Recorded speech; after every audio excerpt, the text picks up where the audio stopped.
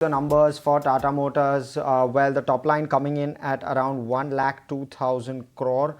That is a much better number than what we had penciled in of around 99,800 odd crore. So definitely 2 to 3% better. You're also seeing better margins. We had penciled in a margin of 12.2%. It's come in at 13.3%. So that's a plus as well. Profit after tax, a solid beat. It's come in at 3,090 crore versus the 2,400 crore that we penciled in.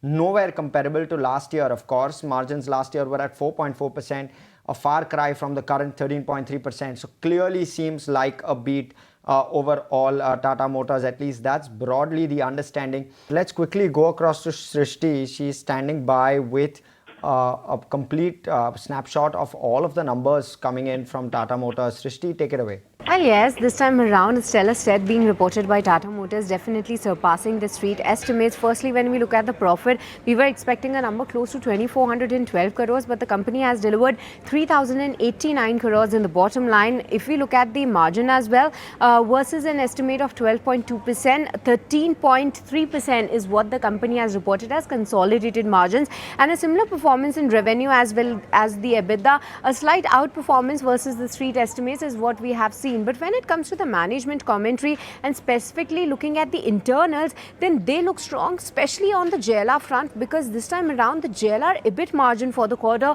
was expected to be 5.5% this time. A sequential dip from 6.5% in Q4 we were expecting, but 8.6% is what the company has reported in the JLR EBIT margin. Let's talk about the outlook going ahead. So for the commercial vehicle segment, they do mention that the demand was impacted on the back of BS6 transition, but they expect demand to sequentially improve in financial year 24. Other than that, for the passenger vehicle segment, they expect the demand to be steady. Some of the upcoming launches are also planned up just ahead of the festive season. But when it comes to their JLR, they do mention that Q2 production and the cash flow is expected to be lower than Q1. The annual summer plant shut down on the back of that. So that could be something that may not be taken very positively, because they are already guiding that Q2 production could be lower when JLR is already sitting at a strong order book. So that's the commentary coming in from Tata Motors. But overall for Q1,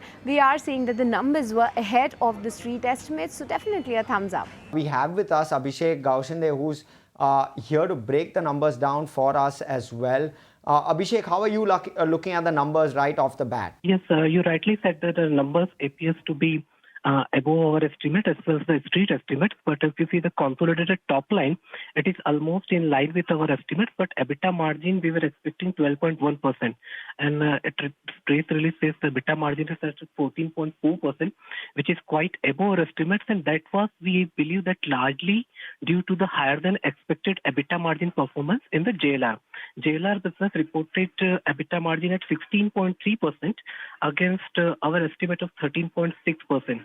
So we believe that the larger part of the beat has come from the JLR business. And if you see that, if you've seen the result of the Ashok Leyland, where we have seen a beat in the EBITDA margin per se, similar kind of a beat has been seen in the Tata Motors CV business also. We were expecting an 8.5% kind of a margin. Its margin in CV business is 9.4%. So except the PV business, we are seeing beat in both the businesses, that is CV and the Jaguar businesses, and I think that is driving the EBITDA margin beat in the overall consolidated performance. Beyond that, in the JLR business also, it has reported a healthy free cash flow. If you see that the last year the company was in a pressure due to this semiconductor chip issue, but now the semiconductor chip issue has been resolving, which has been reflecting in increase in its wholesale volumes, and that has been percolating to the EBITDA margin performance. So broadly, the numbers are above our estimates.